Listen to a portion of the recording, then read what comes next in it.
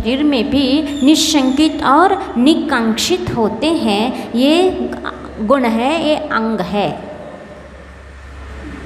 अब तीसरा अंग कौन सा है? निर्विचिकित्सा। हाँ, जो निकांक्षित है, निकांक्षित अंग किसे कहा था? निकांक्षित अंग। देख लो, पलट लो, देख के बोल लो।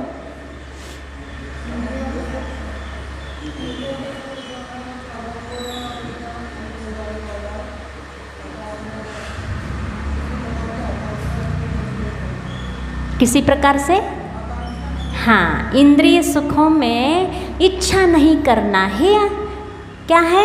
निकांक्षित अंग कहलाता है। बहुत सरल है। और वो इंद्रिय सुख की क्या विशेषता है? कैसे रहते हुए इंद्रिय सुख कैसा रहता है? हाँ, और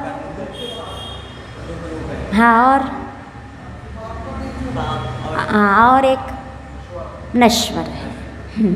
ये चार उसमें है, ये अच्छे नहीं है। इसलिए क्योंकि ये दुख से मिश्रित भी है और नश्वर भी है, क्योंकि कर्म के वश में है। जब तक कर्म का, पुण्य कर्म का उदय रहता है तब तक सुख है, फिर बाद में वो नष्ट हो जाता है। कर्म का उदय जब चला जाता, पाप का उदय आ जाएगा, पुण्य चला जाएगा, तो वो सुख भी अपन से दूर चला जाएगा। इसलिए सर्व क्या है? सुख विषयिक सुख क्या है? नश्वर है। और दुख से मिश्रित है, माने जिस चीज़ को आप, जिस वस्तु को, जिस भोगों को भोगते हो, वो भोगते हुए तृप्ति को प्राप्त नहीं होता है, उसमें और आकुलता और तृष्णा बढ़ती जाती है। यही दुख मिश्रित है। खाते हुए ऐसा लगता है, पीते हुए, खाते हुए, देखते हुए अच्छा लगता है, लेकिन और उसमें और देखने की इच्छा, और करने की इच्छा जो बढ़ती जा रही है, वही उसमें दुख से मिश्रित समझना चाहिए। और पाप का बीज है। जब भी विषय सुख भोगोगे, नियम रूप से पाप का ही बंध होगा। और आप मान लो कुछ मिनट के लिए विषय सुखों को भोगा, वो कई सागरों तक का पाप बंद कर लेता है।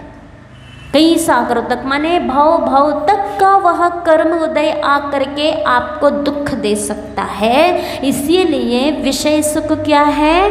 पाप का बीज है। तो ये सब विषय सुख जो होता है, जिसके पास जितना परिग्रह रहता है वो उतना ही भोगी हो सकता है ना?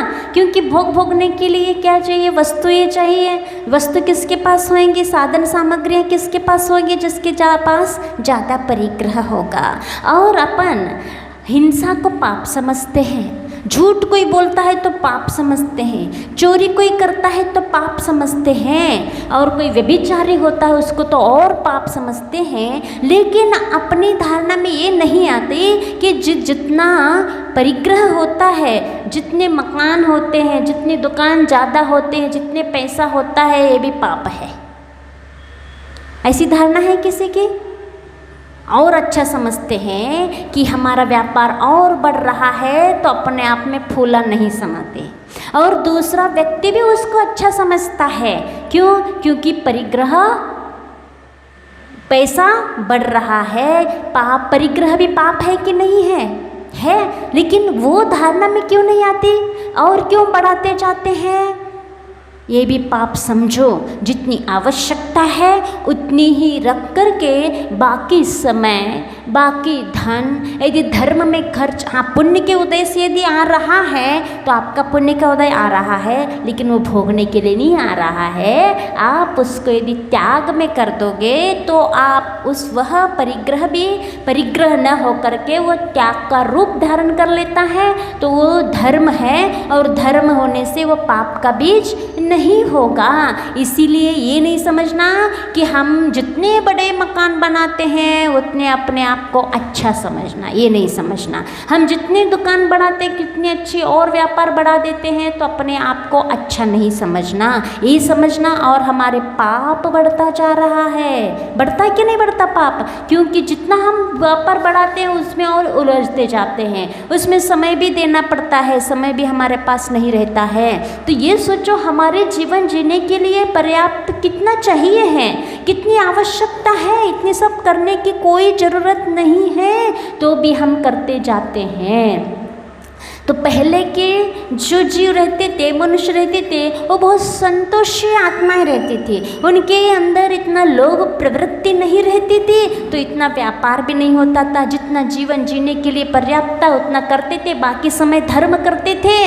इतना समय उनके पास रहता था क्योंकि इनके अंदर कमाने की आकुलता नहीं रहती थी। और आजकल क्या कमाने की इतनी आकुलता, क्योंकि फालतू की चीज़ें ज़्यादा बढ़ गए हैं, है ना। मोबाइल, टीवी और नौकर चाकर, इनके लिए पैसा देना पड़ेगा, कहाँ से लाएगा, इसलिए कमाना पड़ेगा। अनाप शराब कमाते जाओ और अति टाइम भी देते जाओ। ये सब पाप का बीज है। भोग के कारण जो आप बना रहे हो, पैसे को भोग में लगा रहे हो, और भोग में लगा रहे हो तो पैसा, भोग के लिए पैसा कमाना और पैसा कमाने के लिए पाप कमाना, और भोग करते समय भी पाप कमाना, ये इस प्रकार से ये पाप है। ये जो सम्यक दृष्टि रहता है वो इस प्रकार की प्रवृत्ति नहीं करता है। वो मात्र ये हम है, घर में सिर्फ हम एक मेंबर है, हमें रहना पड़ रहा है, घर चलाना पड़ रहा है। वो घर में कभी इंटरेस्ट नहीं लेता है,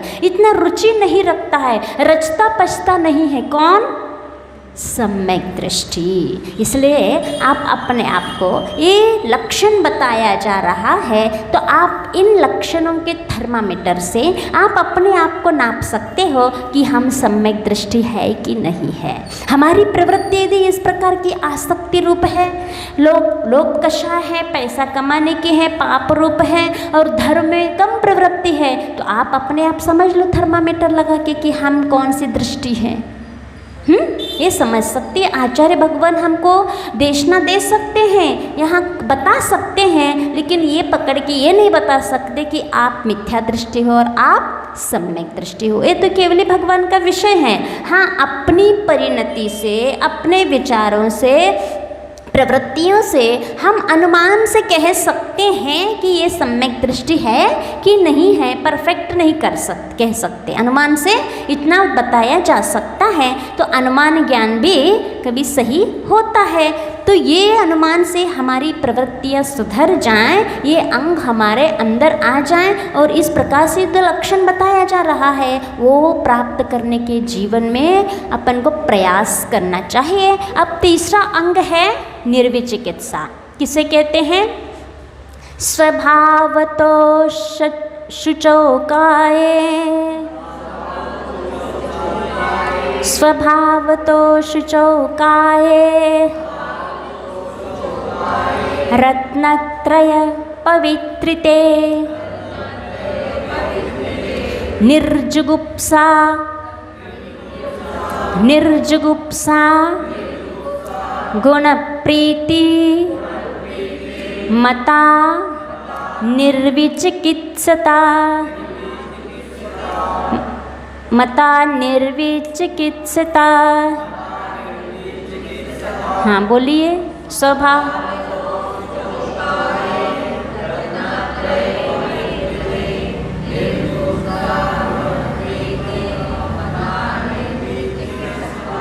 हाँ, मता निर्विचिकित्सिता, ऐसा है।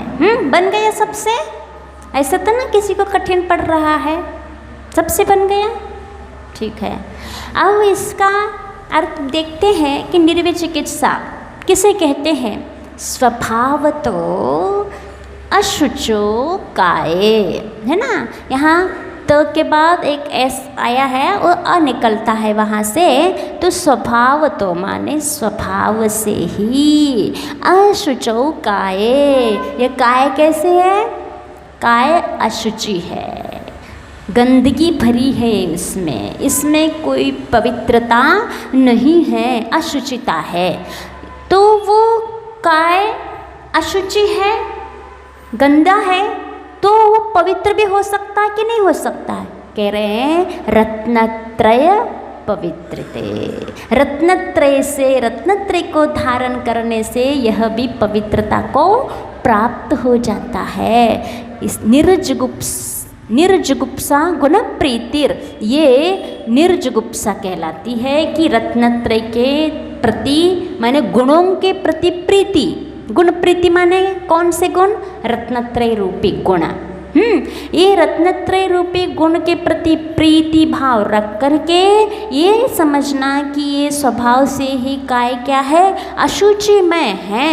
तो इसको देख करके जो रत्नत्रय को जिन्होंने धारण किया है उनकी काया, उनका शरीर रत्नत्रय धारण करने से शुद्धता को प्राप्त हो जाता है। इसीलिए उनके शरीर को देख करके ग्लानि नहीं करना, यही निर्विचिकित्सता माने, ये निर्विचिकित्सा मता माने कहा गया है।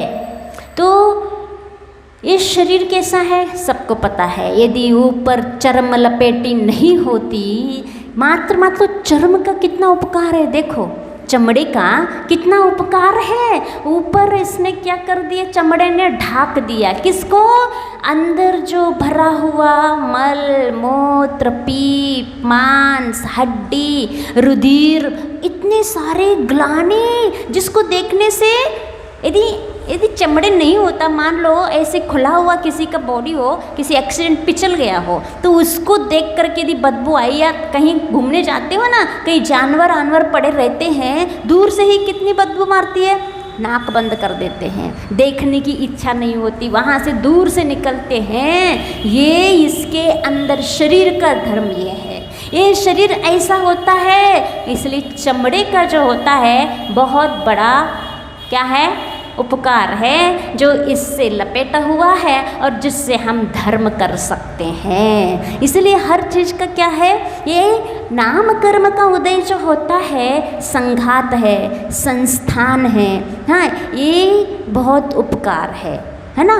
बंधन और संघात ये बहुत उपकारी है। क्यों है? क्योंकि यदि बंधन नहीं होते, संघात नहीं होता, तो फिर सब बिखरे हुए होते, है ना। तो ये इसीलिए ये आपको नाम कर्म के उदय से मिला हुआ है, शरीर भी पुण्य कर्म के उदय से मिला है। औदारिक शरीर जो मिला हुआ है वो कैसे मिला हुआ है? पुण्य कर्म से मिला हुआ है। लेकिन इसके अंदर गंदगी भरी हुई है, इसमें किसी भी प्रकार की सार वस्तुएं नहीं हैं। लेकिन देवों का जो शरीर होता है उनके अंदर किसी भी प्रकार की धातुएं नहीं होती है। जैसे समझ लो आप कोई डॉल होता है ना, हाँ, तो उसके अंदर क्या कुछ नहीं रहता है में, लेकिन वो आकार बना रहता है। तो ऐसे ही उन वैक्रिक शरीर होता है देवों का। तो वो वैक्रिक शरीर जो होता है अंदर किसी भी प्रकार की गंदगी नहीं रहती है। जैसे डॉल के अंदर कोई प्रकार की गंदगी नहीं रहता, अच्छा सॉफ्ट सुंदर रहता है, अंदर भी देखो उसमें तो कुछ गंदगी नहीं रहती है। ऐसे ही देवों का शरीर वैक्रिक शरीर होता है, लेकिन वो शरीर कुछ काम का नहीं है। कितनी बड़ी मतलब विडंबना, तो देखो जिसके अंदर गंदगी नहीं है, स्वच्छता है, सुंदर है, सुगंध है, सब प्रकार से बहुत अच्छा है, सुडौल है, फिर भी वो शरीर काम का नहीं है। क्यों? उससे धर्म नहीं कर सकते हैं। और ये शरीर गंदा है, अंदर मल मूत्र भरे हुए हैं, और फिर भी बहुत काम का है, जो निर्वाण तक दे सकता है। इसके माध्यम से हम ध्यान कर सकते हैं, इस शरीर के माध्यम से हम एक माला फेर सकते हैं, स्वाध्याय कर सकते हैं। लेकिन उस वैक्रिक शरीर के माध्यम से अब देवों से कह दें कि एक माला फेर लो, नहीं फेर सकते। भक्ति खूब करेंगे, नाचेंगे, पूजन करेंगे, विधान करेंगे, लेकिन शांति से बैठ के एक माला नहीं फेरेंगे। कभी सुना है देव लोग माला फेरे हो? नहीं सुना। कभी ध्यान लगाए हो, सामायिक कर रहे हो? नहीं। भक्ति तो सुनी है देवों की, देव लोग आके हाँ सुनते हैं, लेकिन माला नहीं फेरते। और वो भी कैसे आते? मूल शरीर से नहीं, वैक्रिक शरीर से।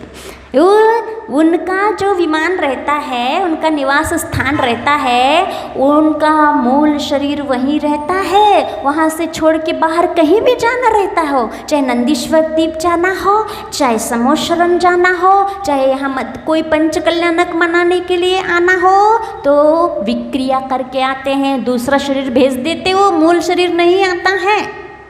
मूल शरीर वहीं रहता है, चाहे भोग कर रहा हो, चाहे वहाँ जो भी सभा लगी हुई है द्वादशांका, वहाँ सभा भी रहती है, शास्त्र की चर्चा होती, वो कर रहा हो, कुछ भी कर रहा हो, अधिकांश भोगों में ही लीन रहता है वो मूल शरीर। और क्रीड़ा करने के लिए बाहर जाता है, विक्रिय शरीर जाता है। अब समझो, अब विक्रिय शरीर से भेज रहा है और यहाँ भोगों में लगा हुआ है, और उनका उपयोग जहाँ रहेगा उनका वो बंद हो जाएगा, क्योंकि मूल शरीर यहाँ भी है और दूसरे शरीर को उनने भेज दिया। वो बहुत सारे शरीर कर सकते हैं और उनका मन अब कहाँ लगा हुआ है, उपयोग कहाँ लगा हुआ है, वहाँ उनका वैसा बंद हो जाएगा। इसलिए वैक्रिक शरीर से एक माला भी नहीं फेर सकते, एक दिन का रात्रि भोजन त्याग नहीं कर सकते। क्यों नहीं कर सकते? हाँ, वो तो बता रहे, पहले ये तो बताओ कि त्याग क्यों नहीं कर सकते, बताओ तो। असंयम तो क्यों है? उनका निश्चित रहता है भोजन का।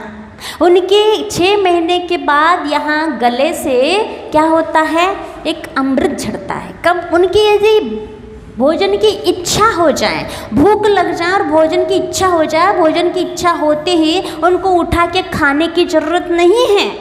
और जैसे इच्छा हो जाती है तो यह कंठ से अमृत झड़ता है, तो वहाँ भोजन की तृप्ति उनको हो जाती है। इसीलिए वहाँ त्याग नहीं, उनका निश्चित रहता है भोजन का, और कब भोजन का वो समय आ जाए और कब झड़ जाए उनका कोई निश्चित नहीं रहता, इसलिए त्याग नहीं कर सकते हैं। इसलिए आहार नहीं ले सकते देवों से। क्यों? आहार देवों से लेते लेते मान को उन झड़ गया, तो अब आहार भी कर रहे और दे भी रहे, ऐसा होता है क्या? इसीलिए उनका शरीर इतना अच्छा होते हुए भी वो भोग लायक है, त्याग लायक नहीं है। वो भोग के लिए बना हुआ शरीर है। जो यहाँ कमा के गया है वो उसको भोगने के लिए गया है। मात्र वो धर्म कर सकता है तो क्या कर सकता है? पूजन कर सकता, विधान कर सकता है, भक्ति कर सकता है और बैठ करके चर्चा स्वाध्याय कर सकता है। इसके अलावा उसके पास धर्म करने की कोई भी साधन नहीं है, न त्याग की। इसलिए लगता है जब भी तीर्थंकर भगवान के आहार जिस दाता के यहाँ होते हैं, या विशेष रिद्धेश्वर महाराजों के आहार जिस दाता के यहाँ होते हैं, देव लोग क्या करते हैं? पंचाश्चर करते हैं, नाचते हैं, झूमते हैं। हमें लगता है इसलिए नाचते हैं, इसलिए आश्चर्य करते हैं कि हम उनको आहार नहीं दे सकते। तुमने दिया, तुम्हारा ये जीवन सार्थक हो गया, तुम धन्य हो गए, इसलिए वो खुशी मनाते होंगे, इसलिए आश्चर्य होता होगा, पंचाश्चर्य। ऐसा हो सकता है ना? तो ये जिस व्यक्ति को जो प्राप्त नहीं हो सकता, जो कर नहीं सकते, उस काम के लिए जो लालायित रहते हैं, करने के लिए तरसते हैं, और उसको कोई दूसरे को वो मिल जाता है, तो उसके लिए आप कैसा कुछ खुशी व्यक्त करते हो कि नहीं करते? भैया हम इसके लिए इतना प्रयास कर रहे हैं, हम इसको हासिल नहीं कर पाए और आपने प्राप्त कर लिया, आप बहुत भाग्यशाली हो, पुण्यशाली हो। ऐसा होता कि नहीं होता? ऐसे ही देव सोचते होंगे कि हम आहार दे नहीं सकते, या हमारे आहार देने लायक ये शरीर नहीं है। और दूसरी बात इसलिए नहीं देते क्योंकि मूल शरीर तो आता नहीं है, और उनका विक्रिय शरीर है। विक्रिय शरीर कहो या दूसरों को भेज दिया कहो, स्वयं की आत्म प्रदेशी उनके रहते हैं और दूसरे शरीर को भेजते हैं, उस शरीर भी आहार नहीं लिया जाता है। इसीलिए ये समझो, आत्म प्रदेश वही रहते उन्हीं के। हाँ, वहाँ तक आत्म प्रदेश सुन के रहते हैं कि उस शरीर से उनने दूसरा शरीर बनाया और जहाँ तक भेजा वहाँ तक उनके आत्म प्रदेश फैलते रहते हैं, वहाँ तक उनके आत्म प्रदेश जुड़े रहते हैं। फिर जब वो शरीर आएगा तो आत्म प्रदेश में संकुच, आत्म प्रदेश तो वही रहता है, उपयोग भी उन्हीं का रहता है, लेकिन शरीर तो दूसरा बना के भेज दिया है। इसका मतलब आप दूसरों शरीर को भेजा है, इसलिए आप आहार नहीं दे सकते। आपका रात भोजन का कोई निश्चित नहीं है, इसलिए आप आहार नहीं दे सकते। इसीलिए ये समझो, इससे अपन ये समझना चाहिए, जब हम स्वयं हमारे पास, और उनके पास द्रव्य क्या है बताओ देने के लिए? दे कौन सकता है? जिसके पास वो स्वयं भोजन बनाए और स्वयं खाए, ऐसा व्यक्ति ही मुनिराज को आहार दे सकते हैं। देव लोग ना बनाते हैं, ना भोजन करते हैं, मतलब बना के नहीं करते, तो इसीलिए वो आहार क्या देंगे, दूसरों का उठा के देना पड़ेगा। ऐसे जैसे आप लोग करते हो कि नहीं करते हो। तो ये विधि समझना चाहिए कि देव लोग इसलिए नहीं दे सकते, स्वयं आहार नहीं बनाते, इसलिए नहीं दे सकते, मूल शरीर से नहीं रहता, इसलिए नहीं दे सकते क्योंकि उनका आहार का निश्चित नहीं रहता, कब उनकी इच्छा हो जाए, ये सब रीजन है। अब ये बताओ, इस रीजन के कारण देव आहार नहीं ले सकते हैं, ये रीजन हमारे अंदर तो नहीं है, हम ये काम तो नहीं कर रहे हैं, हम स्वयं के लिए शुद्ध भोजन नहीं बनाया हमने, और किसी दूसरे ने बनाया, वहाँ जाके दे दिया, क्या दे सकते हो?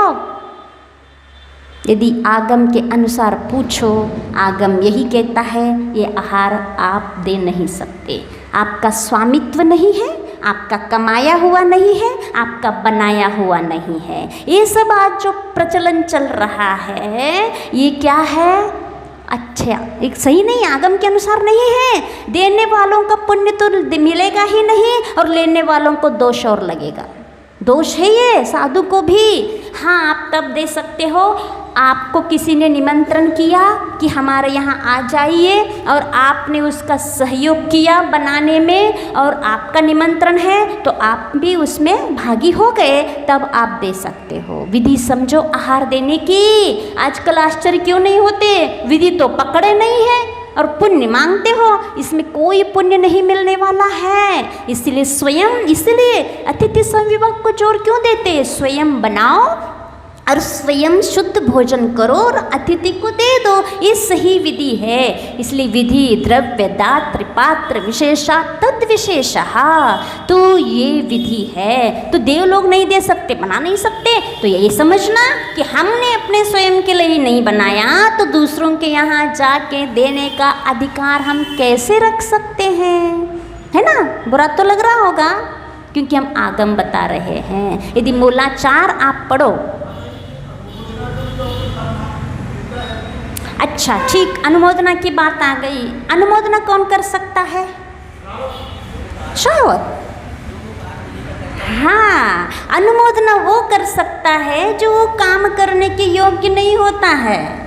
समझो, आप आहार दे सकते हो, स्वस्थ शरीर है, कोई सूतक पातक नहीं है, और उच्च कुल भी है, श्रावक हो, हर कुछ है, देने के योग्य हो, फिर भी नहीं दे रहे हो तो अनुमोदना भी नहीं कर सकते। क्यों नहीं दे रहे आप स्वयं? अनुमोदना वो कर सकता, कब कर सकते हो? आपके पास सूतक पातक लगा हुआ है, आप दे नहीं सकते, तो अनुमोदना कर सकते हो। आपके स्वस्थ, इतना शरीर स्वस्थ नहीं है, देने योग्य काय शुद्धि नहीं है, तब आप अनुमोदना कर सकते हो। आप कोई किसी का उच्च कुल नहीं है, ऐसे देने योग्य ऐसी नहीं है, वो अनुमोदना कर सकता है। त्रियंच अनुमोदना कर सकता है। आपने शास्त्र में आज तक पढ़ा है कि त्रियंच ही अनुमोदना किया, त्रियंच ने अनुमोदना करके स्वर्ग को प्राप्त किया, भोग भूमि गया, ऐसा सुनते कि नहीं सुनते हैं? हाँ, ये मनुष्य की अनुमोदना कहीं सुनने में नहीं आई। हाँ, जिसके यहाँ आहार हुए उसको धन्यवाद, उसकी प्रशंसा, उसकी तारीफ करने पहुँच गया मनुष्य। कब? जब आदिनाथ भगवान के आहार हुए राजा श्रेयांश के यहाँ, तब भरत चक्रवर्ती ने अनुमोदना करने नहीं गया था, वो वहाँ बाद में गया था उस श्रावक की पूजा करने। पूजा यानी अष्टद्रव्य से पूजा नहीं, सत्कार करने के लिए। हे श्रावक, तुम धन्य हो, जो मुझे भाग्य प्राप्त नहीं हुआ तुम्हें हुआ। ये सत्कार करने के लिए श्रावक के सत्कार करने पहुँचा है। महापुराण में ऐसे कहीं नहीं आया भरत ने अनुमोदना की या और श्रावक ने अनुमोदना की, या इन जिस श्रावक को वो भाग्य नहीं मिला, 6 महीने तक आदिनाथ भगवान जी आहार चर्चा के लिए निकलते रहे, किसी को भी भाग्य में नहीं, किसी को समझ में नहीं, और जिसके यहाँ आया समझ में उसके आहार हुए। ऐसा कहीं महापुराण में आया कि अड़ोस पड़ोस वाले आहार देने आए हो? कहीं नहीं आता है। आज का प्रचलन है ये सही विधि नहीं है। समझो बात को, इसी को हम शुरू से समझा रहे हैं कि आहार दान क्या होता है। जहाँ पहुँच गए पीछे पीछे दौड़ लगा दिया, ये सब सही नहीं है। हाँ, आपकी ये भावना है कि अंतराय न आ जाए, सही आहार हो जाए, उस भावना से आप जा सकते हैं। थोड़ी सी वह अनजान है कोई व्यक्ति, तो आप शोधन कर सकते, ये कर सकते, और आप उनसे पूछ लीजिए, अनुमति लीजिए श्रावकों को कि हम आ सकते हैं आपके यहाँ, आपका हम कुछ सहयोग, या फिर हमारी भावना है हम आपके यहाँ आके बैठ सकते, आहार दे सकते, ऐसे पूछो फिर वो काम करो। थोड़ा ये ऐसा भी होना चाहिए, ये तो ऐसा बताया नहीं, फिर आज आप लोगों की भक्ति ये सब देख करके कम से कम इतना तो करना चाहिए, पूछना चाहिए, ऐसा होता है क्या? ये सब विवेक है। इसलिए आहार दान का महत्व समझो, सही विधि से अपने द्रव्य का यदि नीरस भोजन भी देते हो तो वही साधु के हाथ में अंदर जाके इतना सरसता, इतनी साधना में वह सहयोगी बनेगा, वह अन्न, वह दान। इस विधि को समझो, और यदि वही दूसरे का अन्न है, दूसरे का द्रव्य है, आप जाके साधु के हाथ में दे देते हो, वो साधु सदोषी हो जाएगा, उसको दोष लगेगा। ये हमारे मूलाचार में आया हुआ है। इसलिए श्रावकों, आप अपनी विधि पहले समझो, विधि समझो, और आप विधि समझोगे तो आपके द्वारा साधु भी निरतिचार रह सकता है, निर्दोषी रह सकता है। साधु को देखना कहीं भी दोष लग रहे हैं, आचार्य कहते हैं जो समितियां हैं, ईर्या समिति, भाषा समिति, ऐष्णा समिति, आदान निक्षेपण समिति, प्रतिष्ठापन समिति, इनमें से 4 समितियों में आप तो पूरे नंबर ले सकते हो क्योंकि स्वाधीन हो। ईर्या समिति चलने में, आप चल रहे हो देख करके आप अपने स्वाधीन हो, प्रकाश हो तब चलने का बताया है, और कार्य हो, फालतू में घूमने नहीं जाना, कुछ कार्य के लिए, वंदना के लिए, आहार के लिए, शौच क्रिया के लिए, ये उद्देश्य लेकर के चलना, देख कर चलना, और प्रासुक भूमि में चलना, ये आपके अधीन है, आप पूरे नंबर ले सकते हो। भाषा समिति कैसे बोलना, आप संभल के आप बोल, लेकिन ये ऐष्णा समिति ऐसी है आपको पूरे नंबर कभी नहीं मिलेंगे। क्यों? ऐष्णा समिति श्रावक के अधीन होती है, श्रावक के यहाँ जाना पड़ता है और जा कर के बाहर लेना पड़ता है। और श्रावक 16 उद्गम 16 उत्पादन दोष बताया है। 16 उद्गम दोष जो होते हैं वो श्रावक के द्वारा की हुई गलती से साधु को लगते हैं। बहुत सारे 16 प्रकार के दोष हैं। ये दोष आप ध्यान रखो कि इस प्रकार से हम यदि विधि से चलेंगे आपको पूरा फंडा मिलेगा, पूरा फल मिलेगा। स्वयं का बनाया हुआ दान स्वयं दो, आपको 100% पुण्य का इतना संचय, इतनी क्वालिटी का, पावर का पुण्य बंधेगा कि आप उसको भोगने के लिए भोग भूमि भी जाओ, वो भोग का पुण्य खत्म नहीं होगा। वह भोग भूमि में भोग करके फिर आपको स्वर्ग जाना पड़ेगा नियम से उस पुण्य को भोगने के लिए। मालूम है, जो भोग भूमि का जीव रहता है वहाँ से मरण प्राप्त करके नियम से कहाँ जाता है? स्वर्ग जाता है। और यहाँ वहाँ नहीं जाता है, देवगति में ही जाता है। मिथ्या दृष्टि रहता है तो भवनत्रिक में जाता है, और सम्यक दृष्टि रहता है तो वैमानिक में जाता है। क्यों? भोग भूमि से पुनः स्वर्ग या देवगति ही क्यों जाना?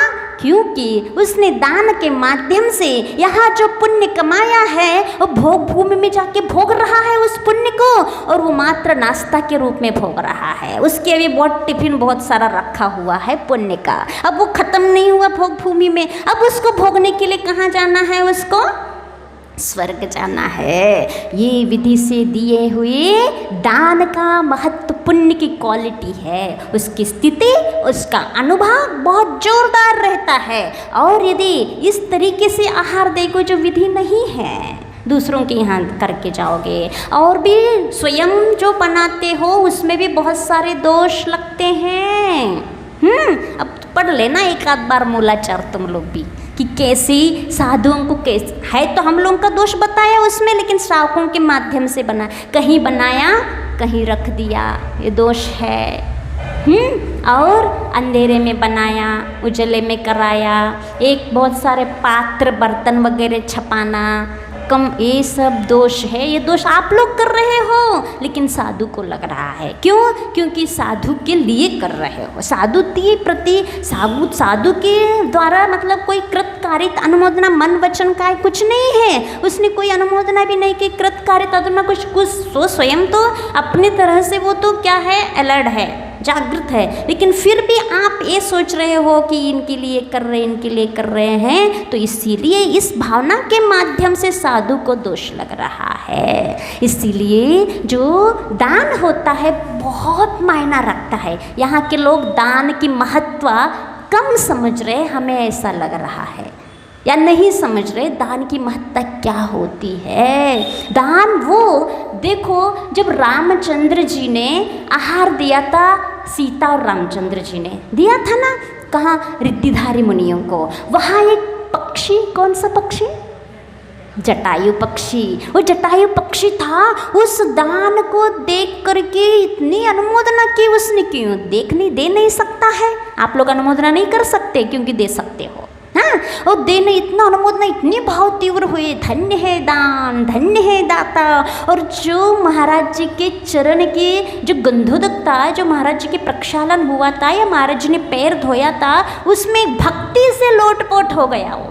और उसके जो काया थी कैसी बन गई, स्वर्णमय बन गई, चमकने लगी। ये अकेले उन महाराज जी का तो अतिशय है, लेकिन इन भावों का, भक्ति का, समर्पण का प्रभाव है। ये दान के मात्र अनुमोदना का प्रभाव। तो वहाँ उसने अनुव्रत भी ले लिया उन महाराज जी से, और उस अनुव्रत का पालन कौन करवाता था, सीता जी, रामचंद्र जी। जब तक वो पक्षी रहा, वो अनुव्रत का पालन वो करवाते रहे, और वही जटायु पक्षी है 8वें स्वर्ग में गया, मालूम।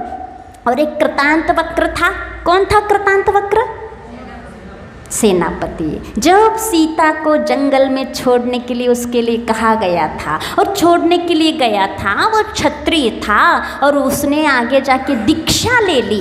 दीक्षा लेके इतनी कठोर तपस्या की उन्होंने, जैसे चतुर्थ काल में तपस्या होती है, गिरी की शिखरों पर के, नदी के किनारे मासों मास उपवास करना, और हर प्रकार की तप किया।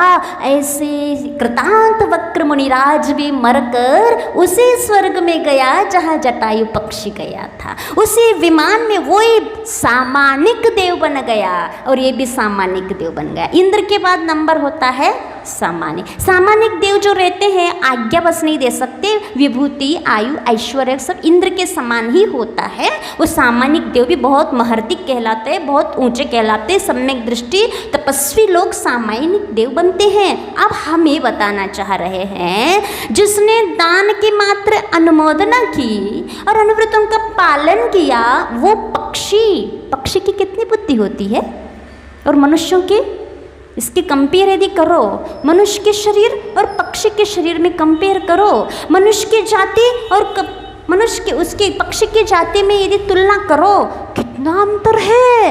लेकिन वो कृतांत वक्र मुनि बन के इतनी तपस्या करके 8वें स्वर्ग में गया, वही जाति का देव, और ये भी वही जाति का देव बन गया।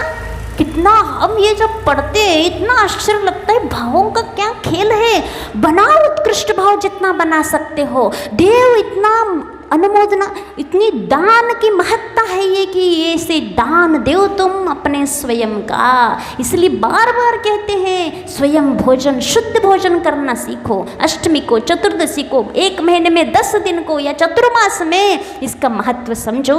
और यदि ठीक है नहीं दे पा रहे हैं, लेकिन जो करते हैं उनको कभी रोकना भी नहीं चाहिए। इस सुधरो थोड़ी, बुरा नहीं मानना। जो कहते हैं तुम पड़गान नहीं करना, रोज रोज नहीं करना, क्यों करते रोज रोज, होता है कि नहीं होता है। आप अज्ञानता है, आप लोग समझते नहीं हो। आप लोगों के ऊपर हमें करुणा आ रही, इसलिए बता रहे हैं कि ऐसी कभी भी मना नहीं करना। उन स्वयं भोजन कर रहे और दे रहे हैं, उनके अनुमोदना करो, उनकी तारीफ करो, उनकी प्रशंसा करो। हे आप धन्य हो, आपने इतना सामर्थ्य, इतना हिम्मत की कि स्वयं रोज भोजन बनाने का। और एक कोई कम बात, आपके आज के परिवेश में, आपके वातावरण में एक काम भी बहुत बड़ा काम कहलाता है। इतना बड़ा काम आपने किया, धन्य है, धन्य है, आप ऐसे करते जाइए। ऐसे कहने में क्या जा रहा है? इसलिए मन में ऐसी भाव नहीं रखना, और स्वयं भी ऐसे करने का प्रयास करना। विधि यही है, आगम यही कहता है। हाँ, तो आप ऐसा भी नियम लग सकते हैं, हम 3 दिन का, 4 दिन का, 5 दिन का शुद्ध भोजन करेंगे। हाँ, 5 दिन बस करेंगे, अब उसमें पड़गान करेंगे। लेकिन ये मत कहना कि हम चौका लगा रहे हैं, हम माता जी को चौका लगा रहे, चौका नहीं, स्वयं भोजन करो और दो, इसमें बहुत फल मिलेगा। देखो करना तो वही चीज़ है, सिर्फ उद्देश्य बदलना है आपको, है ना। चौका लगाते हो माने शुद्धि बनाते हो ना, लेकिन माइंड में क्या है, माता जी को बनाना, महाराज जी को बनाना, बस इतना, बस माइंड से निकाल दो, काम तो एक ही करना है, इतना बस बनाना है कि हमें आज शुद्ध भोजन करना है और अतिथि को पड़गाना है, हमें शुद्ध भोजन करना, अतिथि को पड़गाना है, हमारा भाग्य होगा तो हम धन्य हो जाएंगे। ये प्रवृत्ति, ये विचारधाराएं अपने अंदर होना चाहिए। इस प्रकार से करके तो देखो, आप 3 दिन का नियम ले लो, 5 दिन का नियम ले लो और करके देखो, और नहीं आए तो अपने आप को क्या मानना, पाप का उदय। ऐसे भरत चक्रवर्ती अपने आप को पापी माना था, अभागा माना था, जब आदिनाथ भगवान के आहार कहाँ हुए थे, श्रेयांस राजा के हुआ थे, और वो वहाँ सत्कार करने गया। हम बहुत अभागे हैं। आज आपने दान तीर्थ को चला दिया।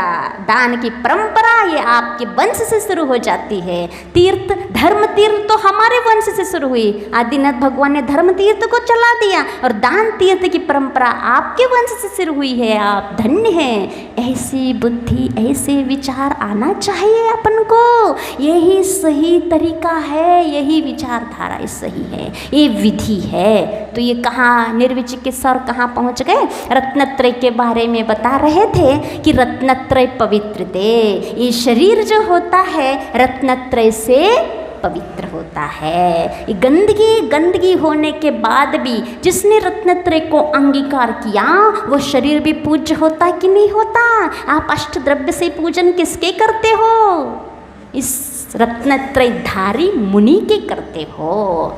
गुणों के तो करते हो, लेकिन शरीर के बिना, शरीर क्या है, उसके लिए आधार है, उस आत्म तत्व के लिए, और उस आत्म तत्व ने ये रत्नत्रय प्राप्त किया है। इसीलिए जिसका आधार जो बना है वो भी पूज्य होता है, क्योंकि उस आत्म तत्व की संगति से वो शरीर भी पवित्र हो गया।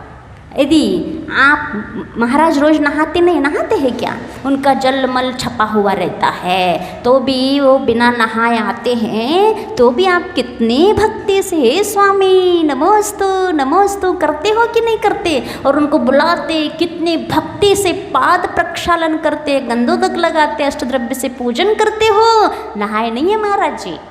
और यदि कोई बिना नहाए श्रावक आहार के समय अंदर घुस जाए तो क्या हो जाएगा, गड़बड़ हो जाएगा सब।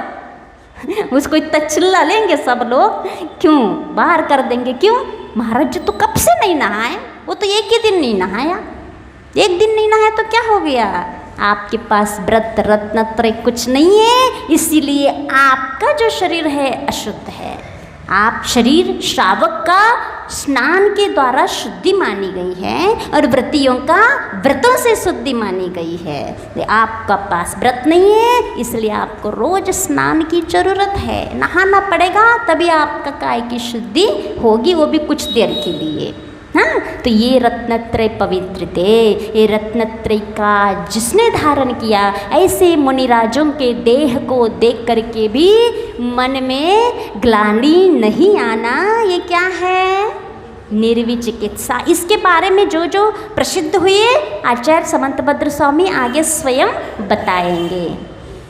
श्रीवर्धमान जिन देव पदारविंद युग्म स्थितांगुल नखांशु समूह भासी प्रोद्योतिते खिल सुरेंद्र किरीट कोटि भक्त्या प्रणम्य जिन देव पदारविंद।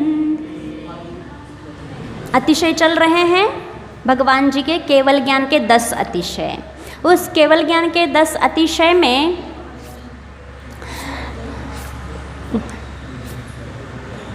कुछ बच गए थे व्याख्यान के लिए।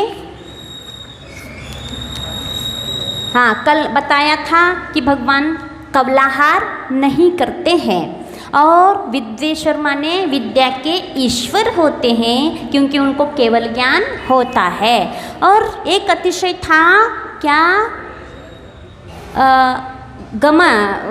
खगमनम, है ना, खगमनम है आकाश में गमन, आकाश में गमन होता है। जैसे ही केवल ज्ञान हो जाता है भगवान को, वो 500 धनुष ऊपर जा कर के विराजमान हो जाते हैं। वह अब जमीन पे नहीं रहते हैं, अब उनके घाती कर्म के नाश हो गया, इतने हल्के हो गए, इतने हल्के हो गए, अब जमीन पे इतने ऊपर उठ गए। अब वो कभी जमीन पे नहीं आएंगे, उनका विगार भी होगा तो ऊपर से आकाश में ही होगा। क्यों? इतने हल्के हो गए, वो इतने परिणामों में निर्मलता आई कि इतने हल्के होकर के ऊपर उठ गए। मतलब जो दोषों से भारी रहता है वही जमीन की आवश्यकता होती है, और जो दोष जिनके अंदर से निकल गए 18 दोष, वो जमीन पे आता ही नहीं, हल्का हो जाता अपने आप। ये ध्यान का फल है, यही समझ लो।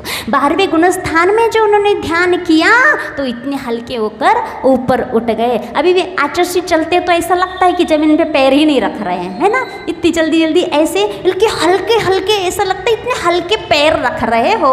ये उनकी विशुद्धि है, उनको ऐसा लगता होगा कि मेरे पैरों से कहीं कोई सूक्ष्म जीव को आघात ना हो, उतनी सावधानी तो ऐसा हल्का हल्का रखते हैं जैसे कोई रिद्धीश्वर महाराज। तो रिद्धिधारी भी जो होते हैं, जो चारण रिद्धिधारी रहते, 4 अंगुल ऊपर भी चलने वाले मुनिराज रहते हैं, जो अपने विशुद्धि के माध्यम से उस रिद्धि को प्राप्त करते हैं। ऐसे भी महाराज होते हैं, जल चारण रिद्धि, तंतु चारण रिद्धि, पुष्प चारण रिद्धि, फल चारण रिद्धि, धूम चारण रिद्धि, अग्नि चारण रिद्धि, ये सब चारण रिद्धि के भेद है। मतलब क्या?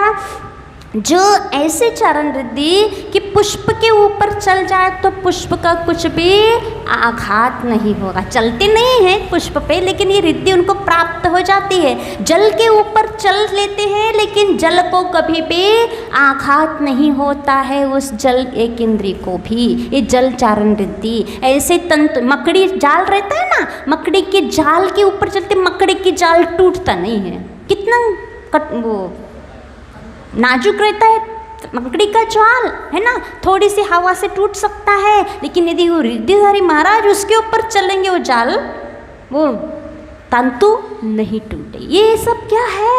ये हमारे उनकी विशुद्धि का प्रभाव, निर्मलता का प्रभाव। इतने अपने आत्म तत्व को निर्मल किया अपने सद्भावनाओं से, धर्म ध्यान से, इन ध्यान के माध्यम से ये सब अतिशय घटित होते हैं।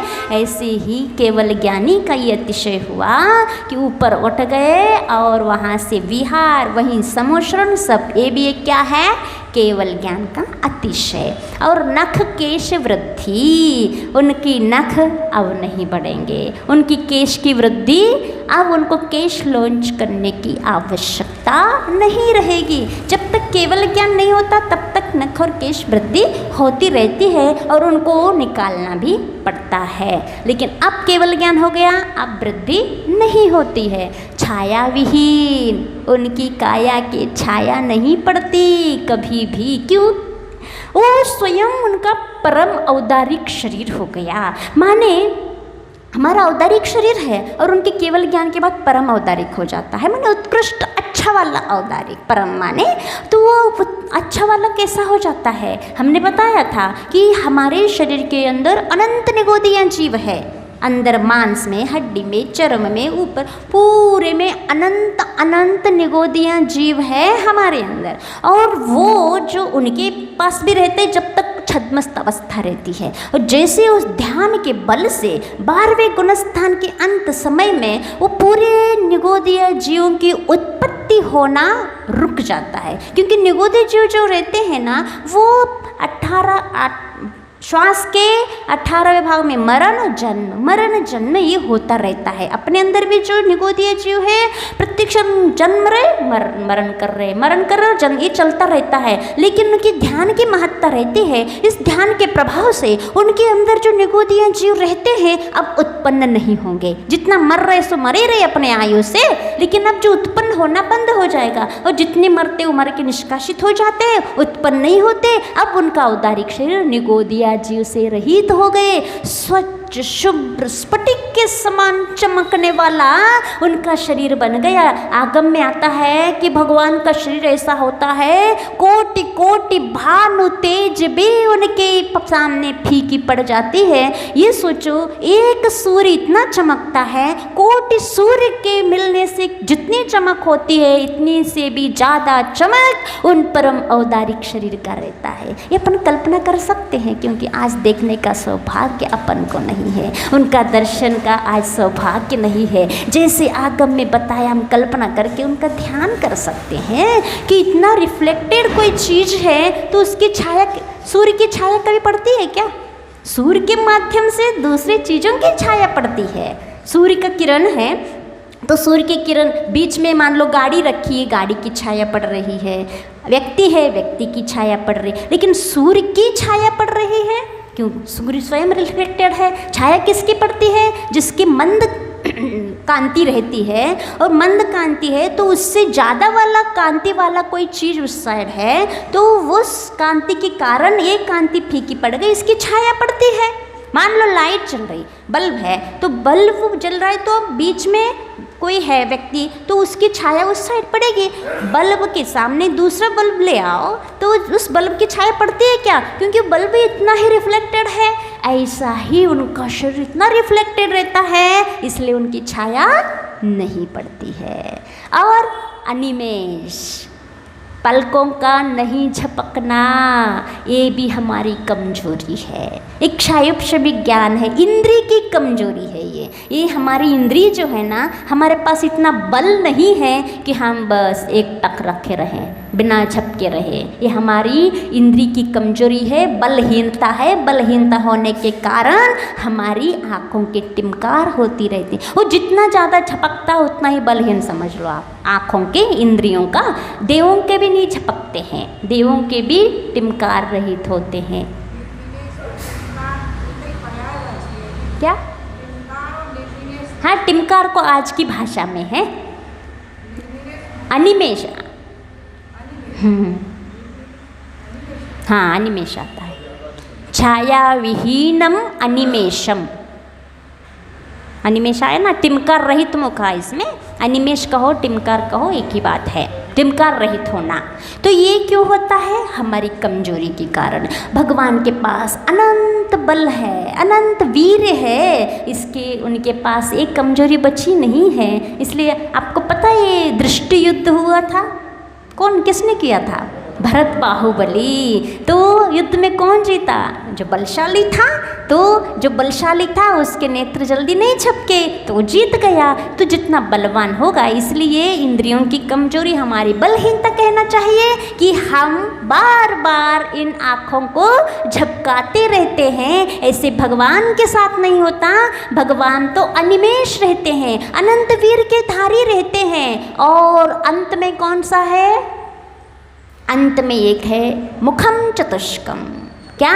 मुख का चारों तरफ दिखना, ये भी एक भगवान का अतिशय है। मुख तो एक ही तरफ रहता है, या पूर्व मुख में रहेगा या फिर उत्तर मुख में रहेगा, तो उस मुख में रहेगा। लेकिन चारों तरफ समूह शरण में जाने के द्वार रहते हैं। जिस द्वार से रहेगा और जिस तरफ बैठेगा उनको ऐसा लगेगा कि भगवान हमारे साइड देख रहे हैं, क्योंकि उनका जो परम अवतारिक शरीर रहता है, पहले से बता दिया, रिफ्लेक्टेड रहता है, पारदर्शी जैसा रहता होगा। इसलिए उनको ऐसा लगता है ये कि चारों तरफ मुख है, ये भगवान जी हमारे ही तरफ देख रहे हैं। लेकिन वो बैठते कौन सी दिशा में? या फिर उत्तर दिशा में, या फिर इसीलिए कभी भी सामायिक वगैरह करते तो ये तर्क मत करो कि ये उत्तर दिशा है, क्यों है पूर्व दिशा। भगवान बैठे इसलिए अपन भी बैठ जाओ, इसमें तर्क मत करो। क्योंकि भगवान मोक्ष गए कभी भी तो उत्तर दिशा या पूर्व दिशा के मुख होकर भी चले गए, इसलिए उनने जैसा किया ऐसे अपन करो, क्या दिक्कत है? हाँ, तो इसीलिए कभी सामायिक जाप माला आदि भगवान के सामने बैठे तो कोई दिशा देखने की जरूरत नहीं है, क्योंकि सामने कौन है? भगवान जी विराजमान है। यदि कहीं कक्ष में बैठते हो, कई रूम में बैठते तो दिशा देख के बैठे तो अच्छी बात है। तो इस प्रकार से ये चतुष्क हो गए। और दीदियाँ आई हैं पूर्णायु की, कल एक दीदी आई थी और आज और दीदियाँ लेकर आ गई है। और यदि दीदी आप यदि कुछ निवेदन करो, कल तो दीदी ने बता दिया था, आप पूर्ण आयु के आचार्य श्री के आशीर्वाद से जो पूर्ण आयु चल रही है, संचालित है, इन दीदियों के द्वारा ये बहुत मेहनत करती है। और यदि आप आचार्य श्री का एक ही उद्देश्य रहता है कि सब दुनिया में जो हिंसा की प्रवृत्ति बढ़ रही है, हिंसात्मक साधन या और भी मेडिटेशन चल रहे हैं, वो रोक करके अहिंसात्मक पद्धति से ये सब चालू हो जाए।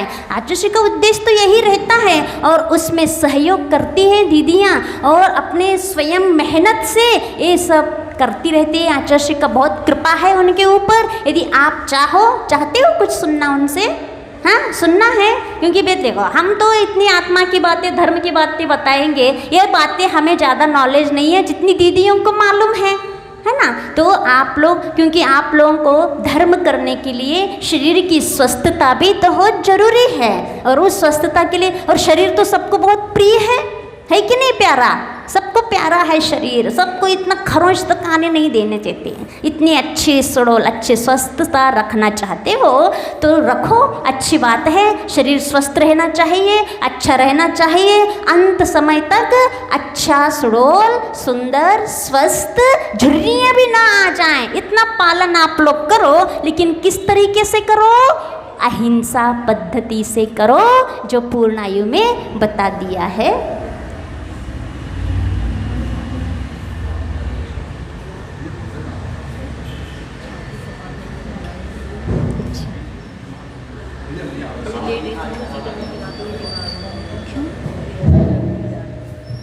कल ही से हो रहे फूड पॉइजन वगैरह कुछ होगा।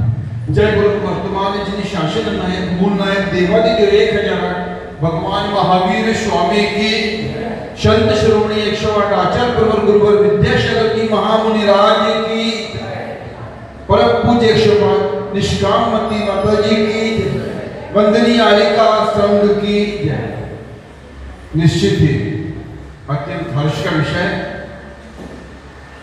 वंदनीय आलिका माँ का पावन वर्ष हो। संयम के मार्ग पर अग्रसर आचार्य भगवान से नियम व्रत आदि लेकर के स्व कल्याण के साथ पर कल्याण के मार्ग में अग्रसर प्रतिभा स्थली संस्थान से दीदी का हमारे नगर में आगमन, दर्शन एवं पूर्ण आयु की विस्तृत जानकारी के लिए हम वाराणसी निगम पंचायत कमेटी एवं सभी उनके संगठन की ओर से